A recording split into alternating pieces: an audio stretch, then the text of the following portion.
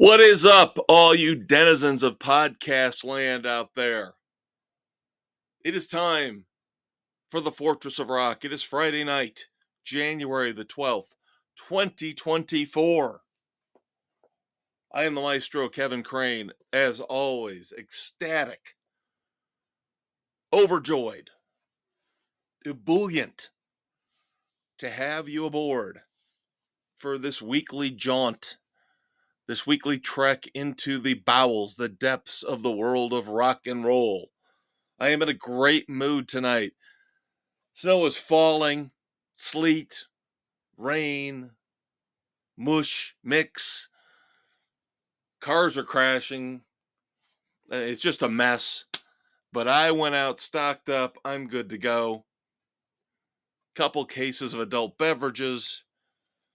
I don't have anywhere to go except out into the ether with you, out into the cloud, out into the podcast realm to discuss the music that we all love. I also, by the way, going to start off with a quick aside. Just delved into one of the latest episodes of Eddie Trunk's podcast. You guys know how much I love Eddie Trunk. He was my inspiration for starting this podcast. And I don't listen to him every week. Let's put it that way. I don't have Sirius XM. So I jump in when I can to listen to the abbreviated weekly podcast that he puts out there. And I happened to jump in on his top 5 albums of 2023, where he was having listeners call in and giving their 2 cents on their favorite albums of 2023. And it was just, I only listened to the first 25, 30 minutes of it. I've got another half hour, 45 minutes to go. But outside of the death metal people calling in and just overwhelming the early voting,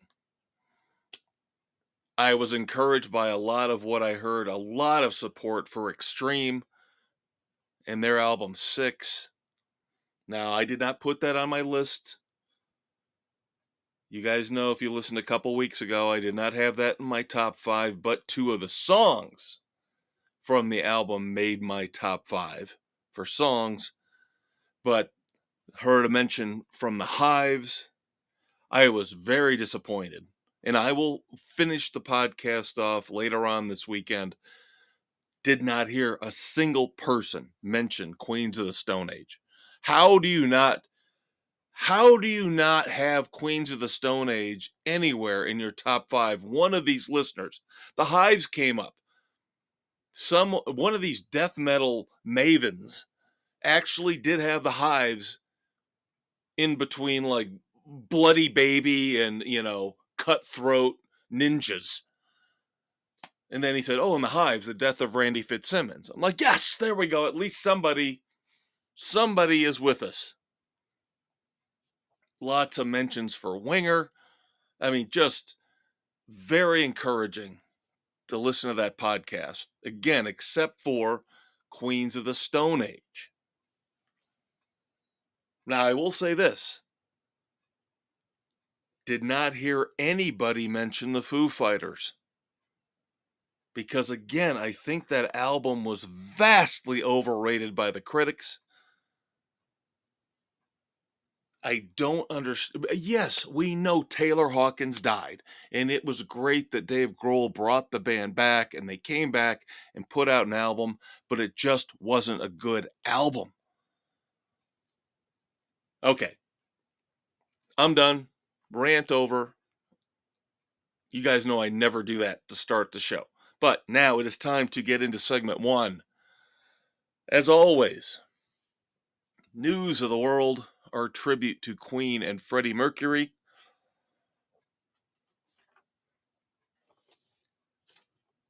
Linda Ronstadt. Let's start off with Linda Ronstadt. Is going to be the subject of the latest announced rock and roll biopic. Selena Gomez is going to star as Linda Ronstadt in the upcoming biopic about Linda Ronstadt. And of course, we know Linda Ronstadt's health struggles and how she's had a remarkable career in where she came from, her heritage, the type of music she started out singing to where she ended up. This is going to be a fascinating movie if it's done right. And this is going to tie into our brand new feature if you listen to us on Spotify, our Q&A. Our Q&A question this week will involve who should be the subject of the next great big budget rock bioflick. There are so many stories out there to be told, and we're just scraping the surface, kind of like what has happened over the last 20 years with the Marvel comic book movies, where they didn't make any of them for decades and decades, 70s, 80s, and then finally somebody came up with a cohesive vision to bring together Iron Man and Captain America and Thor and do it right with big budgets and competent quality actors and actresses. And now we're starting to see that in the world of rock and roll. We've gotten Rocket Man, of course, Bohemian Rhapsody, with the Oscar winning performance from Rami Malek. And then even before that, if you want to go back a few years to The Doors, of course, Val Kilmer, the great Val Kilmer playing Jim Morrison. Now, yes, there have been a few flops. The Whitney Houston movie was a bit of a disappointment, but we've got Michael Jackson on the horizon, Bob Marley on the horizon, and now Linda Ronstadt being played by Selena Gomez. I only hope the best for these movies. I do not wish ill on any of them.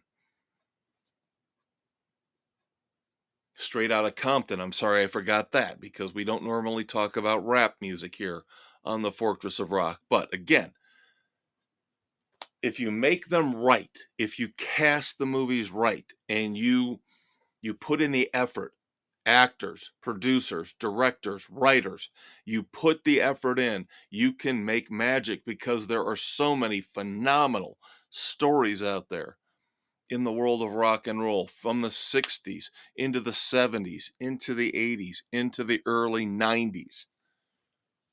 My God, can you imagine all the stories, all the movies you could make? Nirvana, Guns N' Roses, Van Halen. And I'm saving the best for the Q&A. So you'll have to stick around to segment 4 where I will run down your 6 choices in this week's Q&A for which big budget rock bioflick you would want to see. Now, of course, one of the biggest rock and roll bioflicks we've seen in history was Purple Rain. And of course, that was an autobiography because Prince starred in his story. Now, speculation, rumors are afloat that Purple Rain will be the latest big movie from a decade in the past, 70s, 80s, 90s, to go to Broadway. Now, in this case, I don't have a problem with it. I am a big critic of the fact that I can't stand recycled, rebooted, rehashed garbage. I don't like cover songs. I don't like live albums. Their time is gone and past. It worked more when these artists put out new music every couple years and you threw a live album in. I could understand it more. But now it comes off as lazy. It comes off as a contract obligation. When you're not putting out a new album, every decade, every 6, 7, 10, 12 years, I don't want a live album from you. I don't want a covers album from you. I want new music.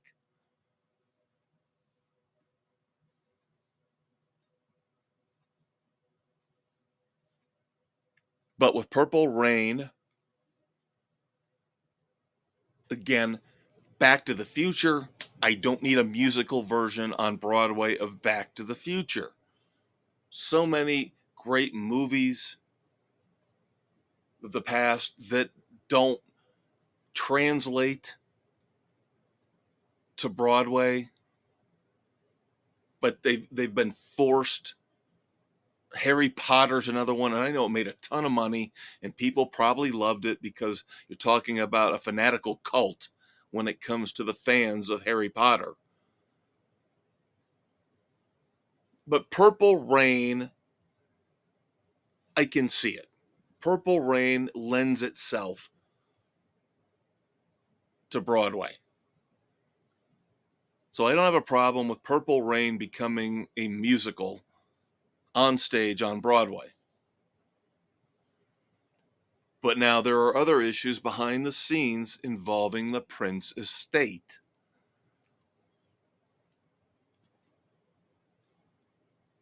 Now, this is one of the times where it looked like everything with this particular issue, this particular performer, having passed, all sides had kind of come to a resolution, come to a legal agreement, and everything was going to be okay. Well, of course, no. No. Because now the Prince estate, the legal battle is back on. Now, originally, again, I love when I do the research for the show because I learn so much about what's going on behind the scenes I can pass along to you.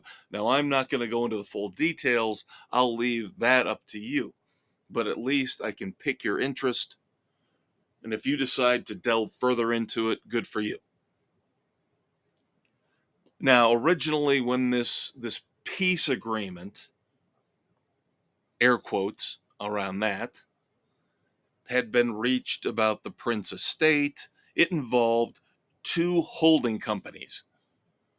One called Primary Wave and the other called Prince Legacy LLC. Now, the problems here with this new lawsuit that has been filed involve Prince Legacy LLC. Primary Wave is not involved. But the managers that were appointed for the Prince Legacy LLC holding company are saying that the family members are trying to oust the people in charge and take over everything on their own. Now, you could say that's their right as members of the family of Prince, the estate. But reading what I read, the brief legal filing excerpt that I read, I got to side with the people running Prince Legacy LLC. And you know how family members are. So this statement basically says the members of Prince's family are trying to fire us, move us out, and they don't have any freaking clue what they're doing when it comes to management, finance, rights, litigation, anything that would benefit the estate, Prince, his recordings, whatever's in the vault.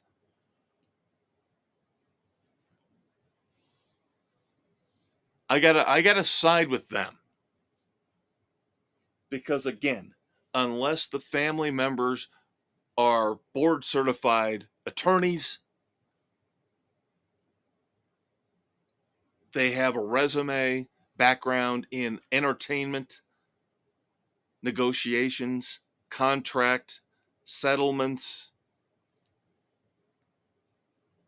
and you know damn well they don't.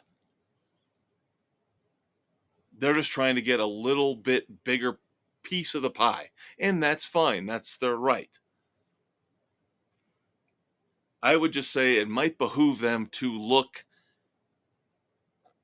a little more closely at this and let the professional, if they're not getting screwed over, and we've seen that before too, in sports, in pop culture, movies, music, TV, you can get shady agents, shady accountants, shady business managers who will take advantage of the talent. So I'm not saying this as a 100% absolute fact, but let the people who understand the business run the business. If they're not screwing you over, let them run the business. And by all accounts, the initial things that I have read, the guys running Prince Legacy LLC are not screwing over the heirs to the Prince estate. By all accounts, they're doing a great job of running things. But again, egos get overinflated. People overestimate their intelligence, think they're smarter than everybody else when they're not. Humility is a wonderful trait in a human being.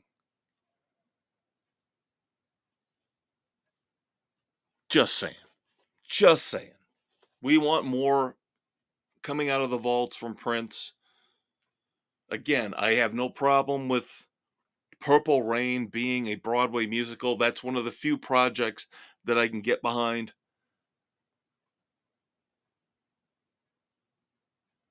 But let's just get over the bickering, the infighting, move on.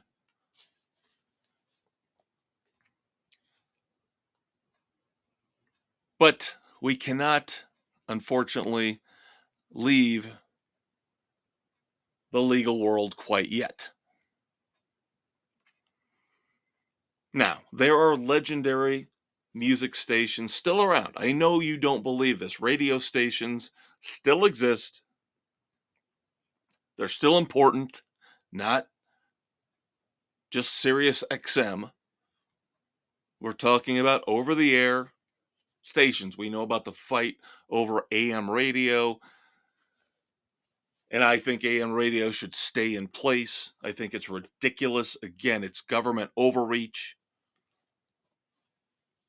all because of electric vehicles. That's a discussion for another podcast. Somebody else with more knowledge can take that on in terms of whether we need electric vehicles or not and the benefit versus the cost. But all I know is radio is still relevant. Even if you listen to it over a streaming platform like Odyssey, TuneIn is one I listen to. I love to listen to 101.9 Rocks out of Wabash, Indiana. Greatest rock station I have found in the US. And I'm not kidding you, kids. If you ever get a chance on Alexa, you go, Alexa,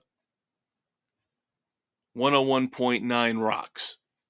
And it is the greatest station for deep rock cuts from the 60s, 70s, and 80s you will find in this country. In this country. Now, I wish they'd play more new stuff, but I'll take what I can get. Now, that being said, I mentioned Odyssey. You guys should know Odyssey streaming app. You can get through your Fire TV stick. You can get through your Roku. So many options, so many different channels, sports, news, rock and roll. hip hop, rap, whatever you want to listen to, country. Well, Odyssey, also basically CBS Radio, filed for Chapter 11 bankruptcy this past week. Now, I don't know what that means for the future. I don't know if that means it's going to shut down, but I read some really troubling things about the fact that they cannot get advertisers, and that, of course, is going to be the lifeblood for a radio channel, even a streaming radio channel. They need advertisers. And I think advertising as a whole is starting to fail because you've only got a very, very small group of companies that are just bombarding you over and over and over and pummeling you and pummeling you and pummeling you. AT&T comes to mind. Pharmaceutical companies come to mind. You just see this crap over and over and over again. You see less and less of the advertisers that we used to see back in the 70s and the 80s. They've bowed out. They don't want anything to do with it anymore because they don't really think it does that much good. And they're probably right.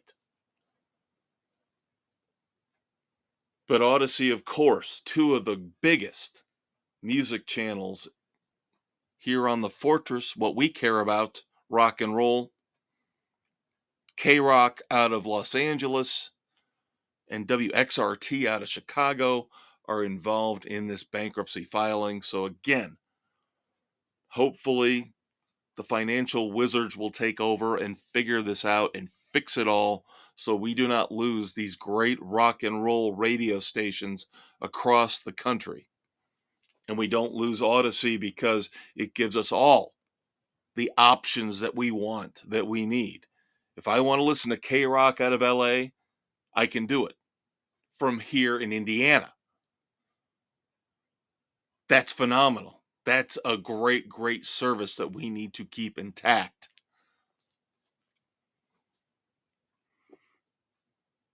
New music. I knew we were going to get some new music news here at the beginning of 2024. A pair of new albums announced here today as I tape on January the 12th, 2024. The Black Keys have a brand new album coming out. Ohio Players will be out April the 5th. We'll talk a little bit more about this in the fourth segment. And then the Black Crowes, the Robinson Brothers, Brotherly Love. Everything seems to be going fine, not going the way of Oasis. So the Black Crowes have got a new album, a brand new album coming out. Happiness Bastards. Coming out March the 15th of 2024. And again, when we talk about new music, we're going to start reviewing in the coming weeks. Segment 4, we'll discuss Happiness Bastards a little bit more. But great to hear, especially the Black Crowes. I am biased. I'm admitting it. Much, much happier to hear about the Black Crowes than the Black Keys, but nonetheless, still great to hear new rock and roll coming in early 2024. Now, unfortunately, we're going to wrap up news of the world with some sad news. I know he's not rock and roll per se, but he did try. If you remember early on in his career, Michael Bolton tried. You can find that old rock, I can't even remember the song, the old rock video. He started off trying to be a hair metal rocker, basically. And then, of course, found his footing as an adult contemporary crooner. More power to him, because that was where he belonged. That's where he needed to be. And he found unbelievable success in that realm. But unfortunately, Michael Bolton recently had brain tumor surgery. He's recuperating at home, but it's prognosis positive for Michael Bolton. Everything looks like it's progressing well, and he might be able to get back out on the road again in 2024. If you want to listen to those sappy ballads, you might get your chance here in the next 12 months.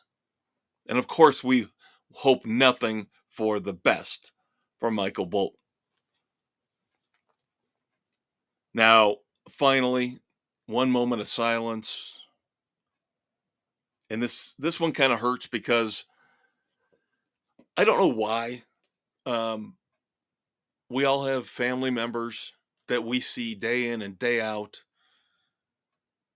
And I don't know if it's the familiarity, the closeness, the close contact, and it almost seems sad that the people we see in our lives every day, when they leave us, I don't know if it's because we knew it was coming because of a diagnosis, just because of age, we kind of prepare ourselves mentally for it. And yes, we grieve, but then we seem to move on. If it's not something tragic, we're talking about somebody who dies in their 50s or 60s or 70s or 80s versus somebody dying in their 20s. But we move on because we kind of accept the fact that we're all going to pass, we're all going to die. And the sooner we realize that, and the sooner we live our lives to our fullest, the better off we're going to be. But these people that we love pass away: mothers, fathers, uncles, aunts, brothers, sisters, they all pass away. And yes, it obviously is a huge, massive impact. But I don't know why, but because I have so much invested in the world of music and rock and roll in my life, if I saw somebody within the last, let's say, 20 years and they die, it just it's like a body blow. It's like a kidney punch. It really shocks me. Obviously not as much as losing a loved one close to me, but this is more of a more sharp, stabbing, quick pain. Because you've seen them at their peak. You've seen them living their dream, their fullest, ultimate moments on stage, performing for thousands and thousands of people.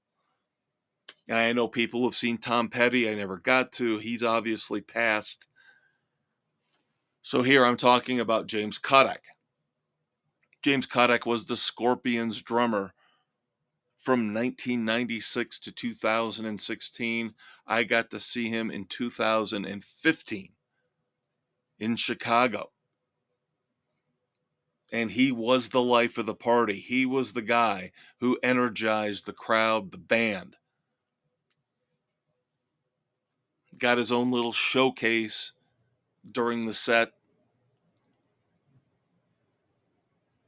The next year, he was dumped, fired, unceremoniously let go by the band for good reason. He had issues. But again, I saw him playing drums less than 10 years ago for the Scorpions, and now he is gone. So thoughts and prayers to the Scorpions family, friends, family of James Kottak. We will miss you on the Fortress of Rock. That's going to do it for News of the World. Next up, of course, a bunch of new songs to review for you on Breakdown. I am the Maestro, Kevin Crane. Quick promo break, and I will be right back.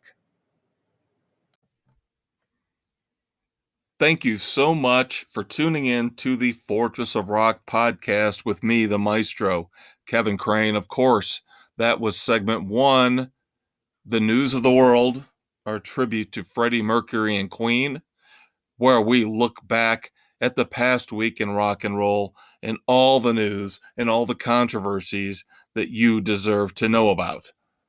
Next up is the heart of the show, the meat and potatoes, Breakdown, where we are going to review all the new songs, all the new albums, all the new concert tours, the shows that I've seen personally. Stay tuned for that. Of course, we're now available on Spotify, Anchor, Apple, Stitcher, Castbox, Google, Pocket Cast, and Radio Public, wherever you listen to your favorite podcast. Hang out, kids. We'll be right back. Hey, everybody, welcome back to the Fortress of Rock here on January the 12th, 2024. The weather outside is frightful, but rock and roll is so delightful. So let's move on to Breakdown. How about that for a segue? Segment 2, as always, here on the Fortress of Rock, Breakdown. Our tribute to the late, great Tom Petty and the Heartbreakers. Of course, we mentioned Tom Petty in the last segment.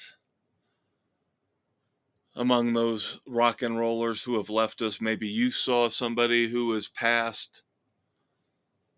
Again, just always a very chilling feeling for me. And again, I don't know why. It's because you've seen them live, you've seen them on stage. It's not seeing them on a TV screen or a movie screen. You saw them live, you had that connection. But I digress.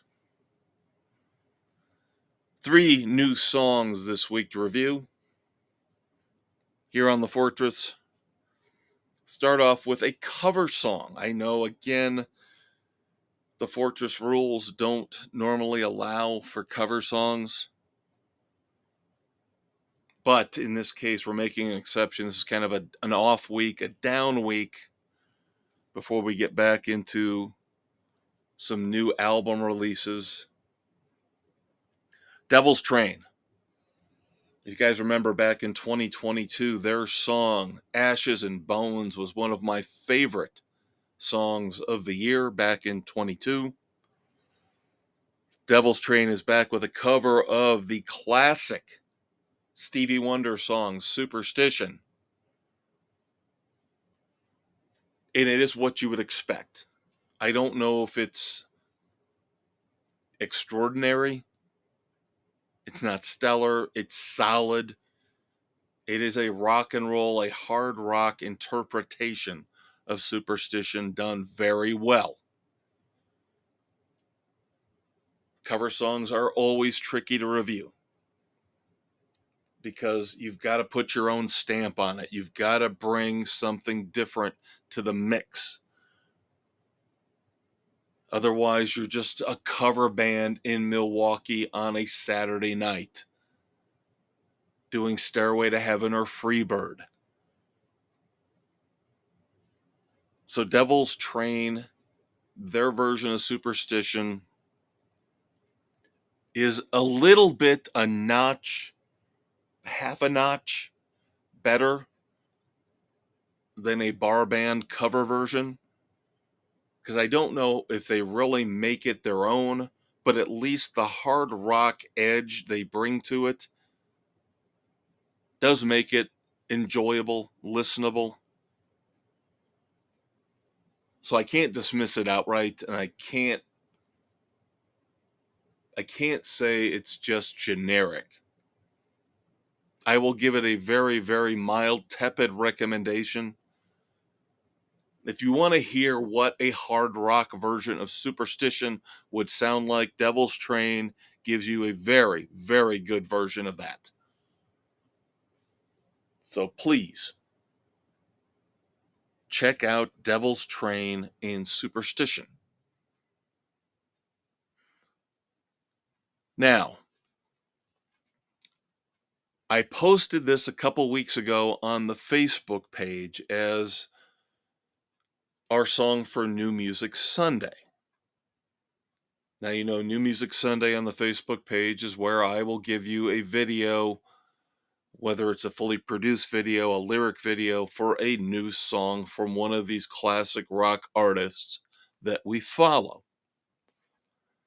A couple weeks ago, I put out Honeymoon Suite. New album coming out here next month called Alive, and the title track is out now for you to listen to, and we're going to review that right now. But didn't get a lot of response. So I guess you would say Honeymoon Suite is passé, in that they're not one of those 80s bands that is translating very well here into the 2020s. And they have been definitely out of touch, out of the loop, off the radar for a long, long time. Now, I think the last new music they put out was 6 or 7 years ago. But really, the last significant album they put out was well over 2 decades ago. Well over 2 decades ago. So, for me, this is like a curio cabinet piece in the Museum of the Fortress of Rock. But just to hear that they're still around and they're still playing music, and I think this is more about wanting to see them live than anything else. I'm just glad that maybe they're going to be out there touring, so I can hear Feel It Again. I can hear New Girl Now. I can hear Bad Attitude. They had 6, 7, 8 great, great songs in the 80s. Now, Alive, the title track from their upcoming album, it's good. I just wonder what they were thinking with this, because number one, it's very short. Very, very short. Well under 3 minutes. It feels like it needed another verse chorus tacked on at the end. Because I don't know if, unless you're a punk band, you're the Hives or Green Day, that you can get away with a 2 minute and 40-second song. So, in that sense, it's a little bit unsatisfying. But in terms of the overall structure, solid. It sounds like Honeymoon Suite. So it's a faithful reminder of what they were and what they could do. Yes, they were a second tier band in the 80s, but they were a damn good second tier band. And they still sound like a damn good second tier 80s band. And that's fine with me. So again, just like with Devil's Train and Superstition, I give you a tepid, kind of wavering, shaky thumbs up. If you liked the songs I just mentioned from back in the 80s, if you liked Bad Attitude, Feel It Again, New Girl Now, you need to listen to this song. Otherwise, stay away. How about that?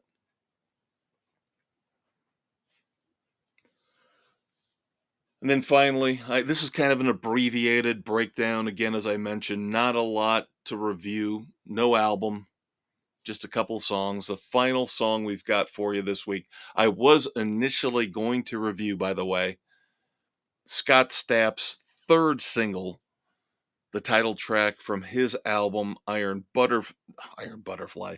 Oh my God. Inagata Davida, baby. No, Black Butterfly.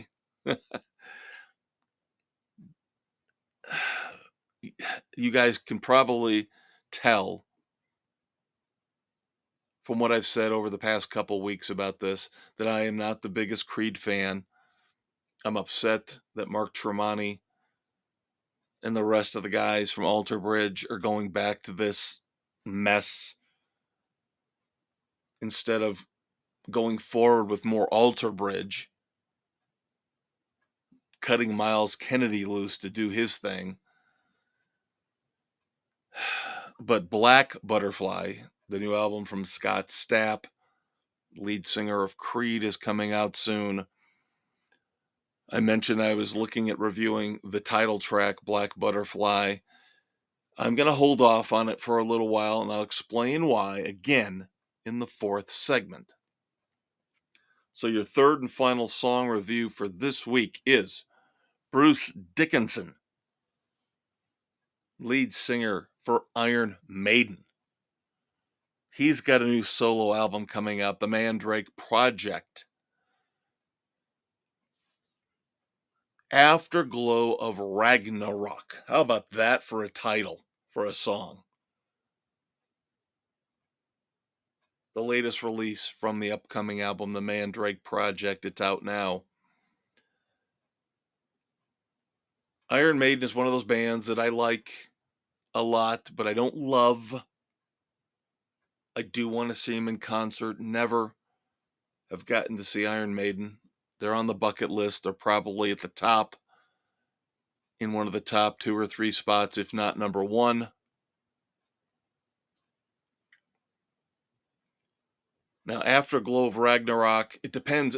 If you look at the video, if you watch the video is stretched out a lot more than the song itself.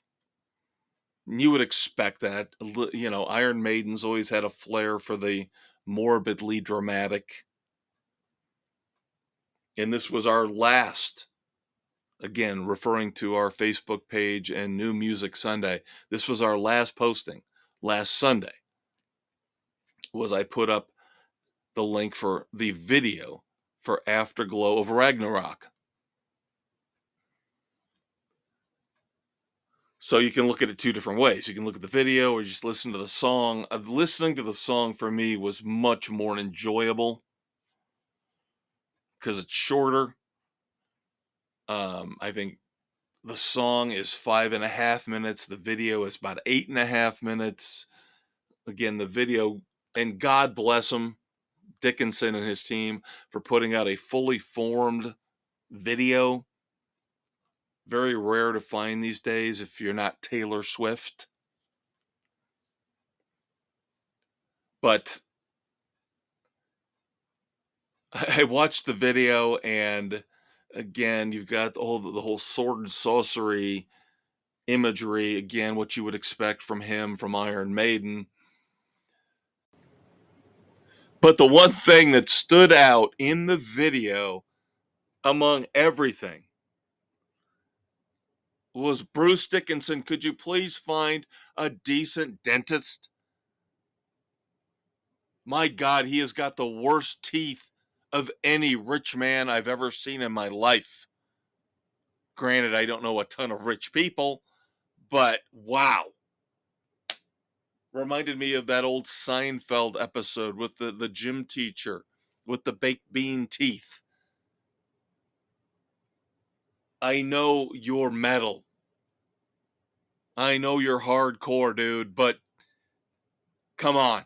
Take care of your molars. Take care of your incisors. Brush your teeth once in a while. Get them fixed. You've got the money. Oh my Lord, dude. Just awful teeth. Again, this is why I was able to focus on the song itself much more positively than the video. So Afterglow of Ragnarok, I liked it. Didn't love it. This is one of those situations, again, where the lead singer goes out on his own or her own, and without the strength, without the cohesion, without that synergy with the guys in the band, it just doesn't have the same punch. It doesn't have the same power. I think this song would have been much, much better as an Iron Maiden song. There's just something missing from Afterglow of Ragnarok. And again, there is a great song in there somewhere, I think, again, it would have been better served as an Iron Maiden song. So there you go. 3 songs this week, 3 tepid, very, very hesitant, thumbs up for you for Devil's Train, Bruce Dickinson, and Honeymoon Suite.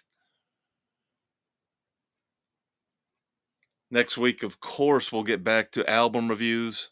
It'll be a little bit hit and miss, I'll admit, here in the early months of 2024 because we just don't have that many albums coming out. But again, great, great news with the Black Crowes and the Black Keys. They'll fill in some gaps for us in March and April. But for now, that'll do it for Breakdown. And you know what's next.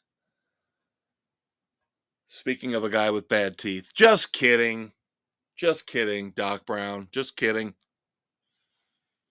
Heading out to the rock and roll DeLorean. Heading into the rock and roll time stream. I want to go back. A very special I want to go back. Because, of course, you know, we dedicate that segment to Eddie Money. There's a connection. There's going to be a tie to the late, great Eddie Money. And I want to go back. Quick promo break. And Doc Brown and I will be out in the rock and roll DeLorean in just 60 seconds. Stay tuned, kids. All right, now that we've looked at the current state of music in our breakdown segment, it is time to climb into the DeLorean and travel back in time to look back at moments in rock and roll history, birthdays, deaths, anniversaries of song and album releases. It is time for I Want to Go Back, our tribute to Eddie Money. Stay tuned. And as always, we're on Spotify, Anchor, Apple, Stitcher, Castbox, Google, Pocket Cast, and Radio Public, anywhere where you listen to your favorite podcasts. Hey everybody, welcome back to the Fortress of Rock. Doc Brown is mad at me because I made that crack about his teeth. I was just joking. Fine. Dental work for Doc Brown as we slip into the rock and roll time stream here on January the 12th, 2024. I am your humble, gracious host who does not denigrate people for the state of their teeth, the Maestro Kevin Crane.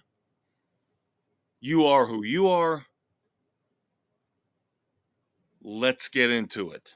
But of course, first, before we do that, got to take care of some business. Platforms where you can find the Fortress of Rock. You found us somewhere, but you have options, you have choices. If you want to get a double Big Mac, which is now back at McDonald's, do it. Go for it. I don't know how you can eat that thing, but if that's your gig, have at it. You can find the Fortress of Rock, Spotify, Google, Radio Public, Pocket Cast, Apple, Overcast, Castbox, Amazon Music, Audible, and iHeartRadio each and every Friday night. Of course, check out the Facebook page. We've mentioned New Music Sunday. Every Sunday afternoon, a new music video linked to YouTube. One of the songs either we've reviewed recently or we're going to review in the near future. And then Friday night, right around the time this new episode drops each and every week, the Weekend Rock Project. We give you a word, a theme, and ask your favorite rock songs based on that word or that theme, carrying on from last week. We're into the elements. right now. The classical elements. This week, earth, dirt, ground. Looking for your favorite, your best rock songs with those words in the title. And then, of course, we all need a little help. We get by with a little help from our friends. I get by with a little help from ultimateclassicrock.com, the Van Halen newsdesk.com, and thisdayinmusic.com, especially here in segment 3 as well as in segment 1. So let's get into it, shall we? Let's start off with birthdays. Ties into something right away we talked about last week here on the Fortress with Rage Against the Machine breaking up yet again. Kind of fitting that ironic, maybe, here on January the 12th. Back in 1970, Rage Against the Machine lead singer, rapper, jackwad, whatever you want to call him, Zach De La Rocha was born. So happy freaking birthday to Zach De La Rocha. On this day in 1965, Greg Kreisel, otherwise known as Greg K, bass player for The Offspring up until 2018. Today is his birthday, so happy birthday to him. Of course, one of my favorite concerts of this past year was The Offspring. Did not, of course, see Greg K, but still, he was the bass player for The Offspring through their glory years. So, happy birthday to Greg Kreisel. January the 12th, 1960, Charlie Gillingham, keyboard player for one of my personal favorite bands, the Counting Crows. Now, the Counting Crows have a bunch of people in their lineup. Shifts, I believe, between anywhere from 5 to 8 players, 8, 9 even. But it's just the greatest lineup ever. Sometimes more is more. And that's how I feel about the Counting Crows. You get these trios who, oh, we've got a guy in the background playing keyboards. We've got a guy in the background playing secondary guitar, rhythm guitar. Counting Crows are what they are, and they have got everything. They don't shy away from the fact that they have got a ton of people on stage. They're all members of the band. Good for them. And happy birthday to Charlie Gillingham. Going back to January the 12th of 1954, Philippe Rose of the Village People. Yes, you know I have a soft, fond spot in my heart for the disco era. So now recently, in Fargo, if you have not been watching Fargo on FX, they are into season 5 right now. Phenomenal show from Noah Hawley and FX. They use one of the Village People songs in, I believe, the penultimate episode. Maybe two away from the season finale, but still. Very appropriate, very well done. Slipping in one of the great Village People songs, YMCA, into Fargo. But, of course, Philippe Rose and Village People, known for a handful of hits in the disco era, including Macho Man, that would have been probably better suited for the scene I'm thinking of in Fargo. I think Macho Man would have been more appropriate, but you also had In the Navy. And we all know they make people uncomfortable. Get over it. All right? As much as people seem to think that I am a nutso conservative MAGA guy, I just want to let people live and let live. Don't force your opinions on me. I won't force my opinions on you. And I am cool with the Village People. I love the Village People. Love disco. Happy birthday to Philippe Rose. And finally, in our birthdays, January the 12th, 1951. Now, this one actually had me listening to some old music. And again, love the research, love when I get a little spark of inspiration to listen to some different things, different songs, different albums from different artists.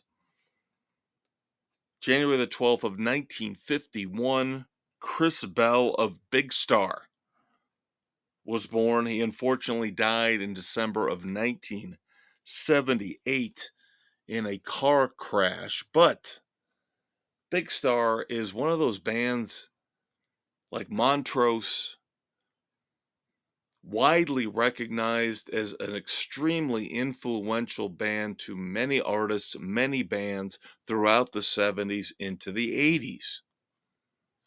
So I was like, I've got to start listening to more Big Star.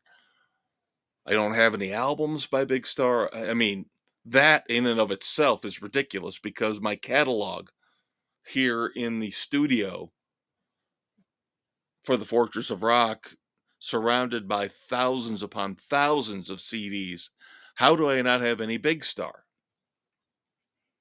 And I went through this in the past with Badfinger.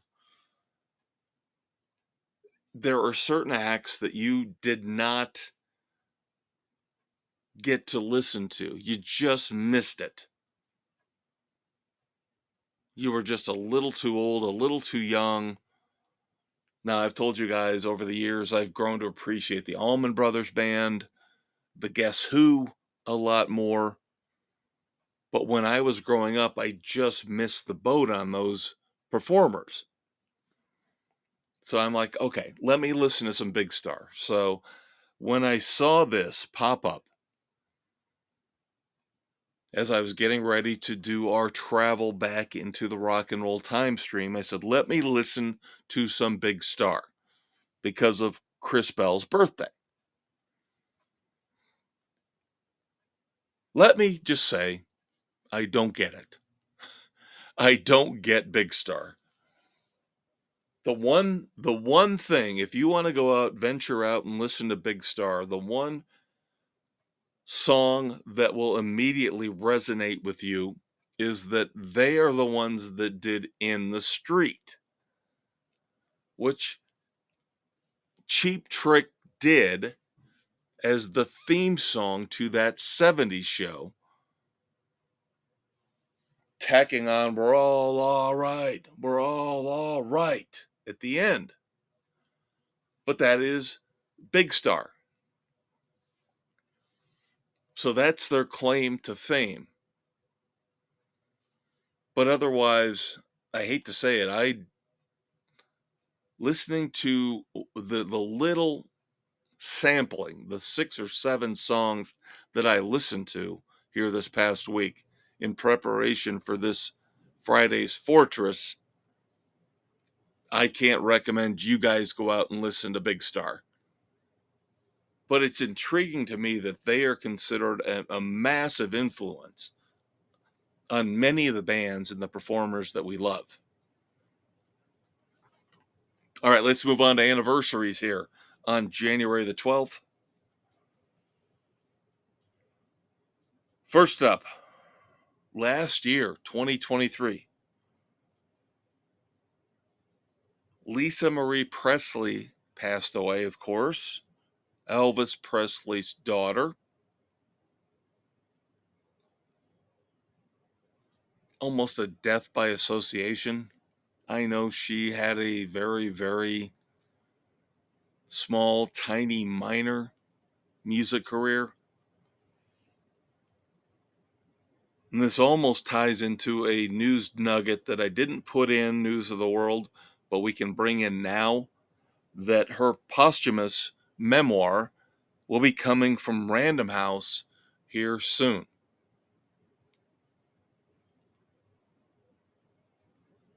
And unfortunately, the death continues here for a little bit, so bear with me, kids. Same year, same date, January the 12th, 2023, Robbie Bachman passed away.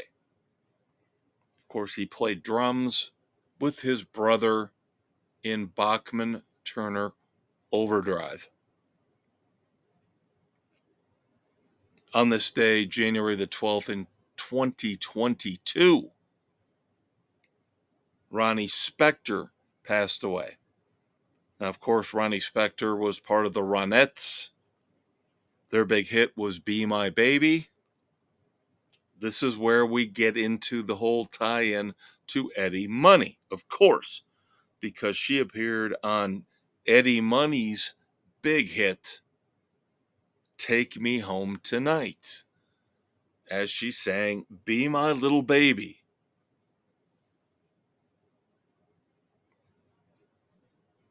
January the 12th, 2003, Maurice Gibb of the Bee Gees passed away. And we just talked about his birthday along with his twin here recently. So we're done with the morbidity, done with the death. So the last couple ones we've got here, we're getting away from people 6 feet under. January the 12th, 1993. I love this. I love this one. And I'm not a huge Van Morrison fan by any stretch. I appreciate him. I acknowledge him, and he should be in the Rock and Roll Hall of Fame, and he is. But the part about this I love is Van Morrison was the first living inductee not to attend the Rock and Roll Hall of Fame induction dinner/ceremony. Now, plenty of others have followed in his footsteps because, of course, we all know the Rock and Roll Hall of Fame is an absolute disgrace and a joke beyond belief. But I did not realize that Van Morrison was the first to not show up because he wasn't in a casket or in an urn. First living inductee not to show up for his induction ceremony. Kudos! I've got newfound respect for Van Morrison. I think I'll go upstairs, leave the studio tonight when I'm done, and play some Brown Eyed Girl. Then finally, anniversaries. January the 12th, 1974. The number one single in the U.S. on this day. The Steve Miller Band, The Joker. And that will do it. As Doc Brown takes us back to the Fortress of Rock, pulls the rock and roll DeLorean into the garage, one final segment left with some new features, as you know if you listened last week. Wrap It Up is coming up after a quick 60-second promo break. I'm the Maestro, Kevin Crane.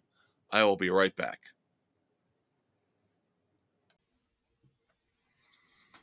Well, we hope you enjoyed our trip back in time, looking back at the anniversaries, the classic moments in rock and roll history. But of course, the DeLorean works both ways. So now we have to move forward. The last segment here, as always, on the Fortress of Rock with me, the Maestro Kevin Crane.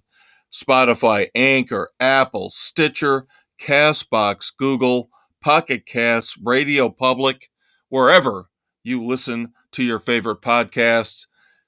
It's all about the future. What's coming out here in the next month or two? What songs? What albums? What concert tours? That's why we call it Wrap It Up. Thanks to the fabulous Thunderbirds. Thanks to you for hanging out. Here comes our final segment. All right, we've got the drawbridge pulled up over the moat at the Fortress of Rock. The DeLorean is locked down. It is in for the night. But now you've still got the new expanded final segment 4 here on the Fortress of Rock, January the 12th, 2024, with me, your host, the Maestro Kevin Crane. Now, of course, wrap it up. Our tribute to the fabulous Thunderbirds. We still are looking forward to what we're going to review in the next 3, 4, 5 weeks here on the Fortress in terms of albums and songs and concerts, but we've got new features to keep you around to the end. Now, we started this last week. This feature will keep going whether you like it or not. Because I do this whether you like it or not. Number 1 album for the week here on the Fortress of Rock. Because we're going to review it next week. I've started to listen to it. Getting a lot of spins here in the Fortress. So why not make it the number 1 album of the week here? The Struts. Pretty Vicious is our number 1 album of the week. Now, in terms of our number 1 songs, and again, I cheat. I like to throw a couple songs out there for you. Let's go with Honeymoon Suite, their brand new song, Alive, which we just reviewed back in segment 2. And a song we're going to be discussing here in just a few minutes.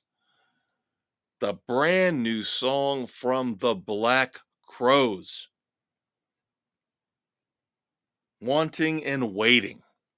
Phenomenal song. We talked about in segment 1, the new album coming out, Happiness Bastards, on March the 15th. I'm telling you right now, it's only been out for a day or so as we tape this episode. It is a great, great song. So, your number 1 songs, Honeymoon Suites, Alive, and the Black Crowes, Wanting and Waiting. So let's discuss the albums we're going to be reviewing in the next few weeks here on the Fortress of Rock. We just mentioned The Struts, Pretty Vicious. That is your featured review next week in the breakdown segment on the Fortress of Rock, episode 127. And the week after that, episode 128 will feature the brand new album from Green Day, Saviors.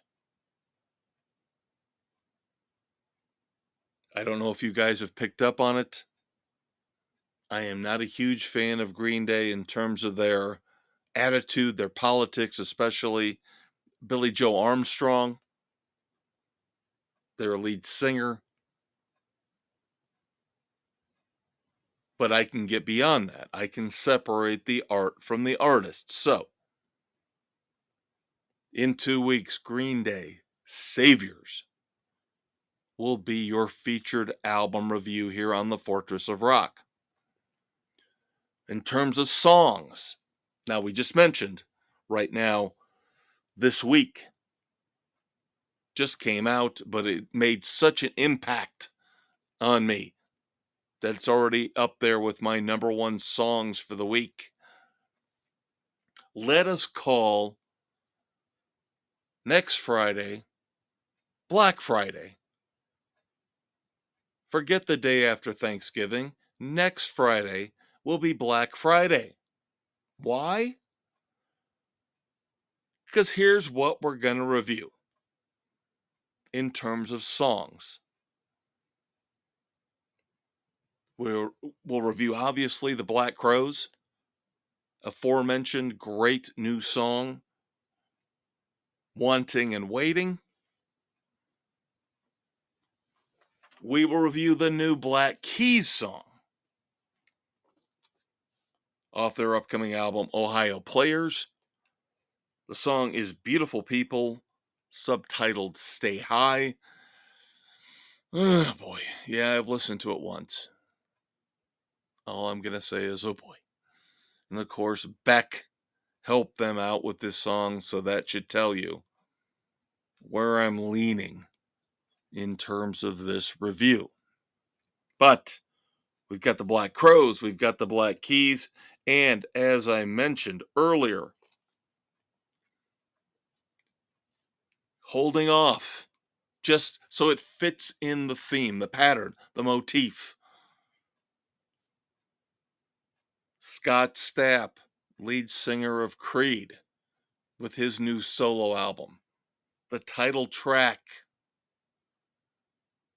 Black Butterfly. Not Iron Butterfly. I know, I screwed that up earlier. Don't be a fault finder. I know a couple people in my life who are fault finders, and they are the most irritating jackwads you can find on the face of the earth. Give people time to correct their mistakes. Don't jump right out there and say, you spelled that wrong. You said that wrong. You did. Because the people that do that to you are so insecure and so insignificant, they don't deserve our attention.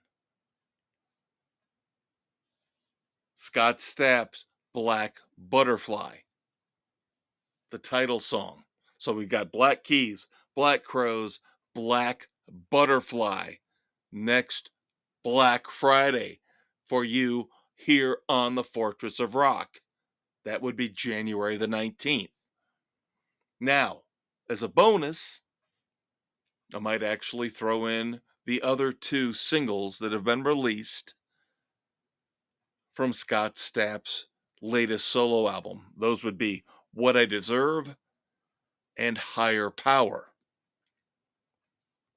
Now, I will tell you, very interesting sound to these songs. Heavier, harder than what you would expect,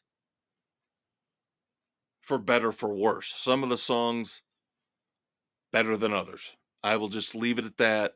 Of course, we'll discuss it in more detail next week.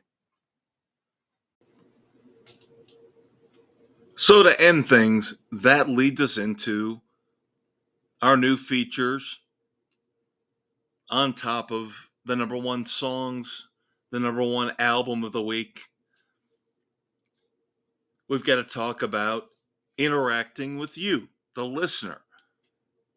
Now, unfortunately, this only applies to Spotify listeners. I apologize for that.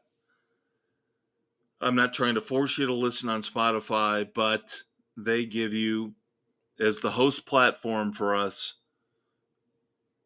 a little bit more leeway in terms of what we can do.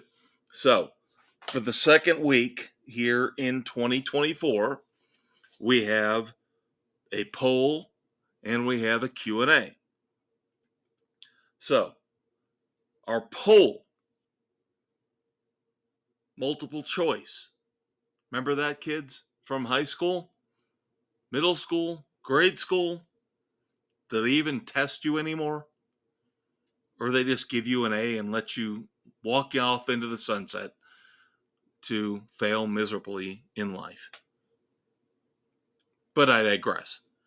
So your poll for this week is, who should the next big rock bio flick be based on? Now we're limiting it to the 60s and the 70s, the 1960s and the 1970s rock era.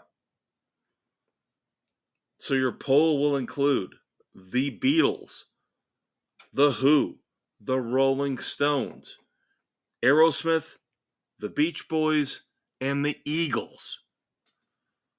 And again, as we talked about earlier, we've already seen the Doors. We've had Elton John. We've had Queen. We're getting Linda Ronstadt.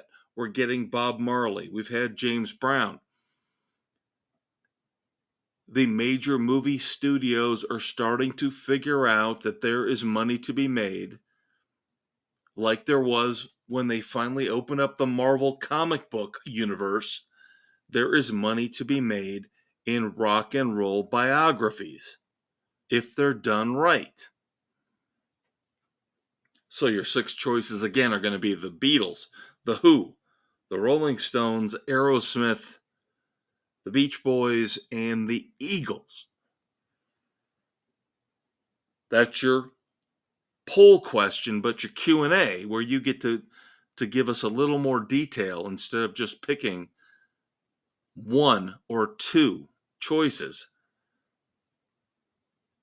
We talked about in segment 1 how Odyssey is filing for bankruptcy. Is this the beginning of the end for radio as we know it? My question to you will be, and you can fill in the blanks, give us as much detail as you can, as you want to. Do you still listen to traditional radio? And if so, through what platforms?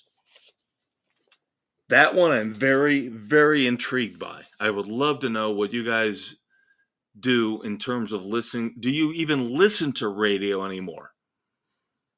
No, you guys know I'm old school. I still listen to radio. I do not do my phone. I do not use my phone for anything other than calling and texting. I listen to CDs in my car. I still have a CD player in my car. So again, how do you listen to the radio? If you listen to the radio, that is our big Q&A for the week. Again, a feature we're still testing, still trying out. Unfortunately, exclusively on Spotify, but you guys can always jump on the Facebook page and chime in. That's always an option. That's always there for you. That will always be there for you. We always welcome your input, your ideas, your thoughts, your opinions. So we're going to wrap things up here. That's going to do it for this episode of The Fortress of Rock. I am the Maestro, Kevin Crane. You are who you are. Again, I hope your weather situation is better than where I am here at the Fortress of Rock Studios. Kind of going to be messy and cold for the next week, but got a couple cases of adult beverages to get me through. Should all be good. I've got my music. Hopefully you have yours as well. Got some Allman Brothers actually right now queued up, ready to go when I wrap up this podcast in just a minute. But you know I love you. You should love the one you're with. Huddle up, bunker down through the cold months of January and February. Listen to some rock and roll to warm you up. We'll be back in 7 days to discuss more topics, news, albums and songs, the music that we all love. Love the one you're with. I'm the Maestro, Kevin Crane. Peace out. We will talk again in 7 days.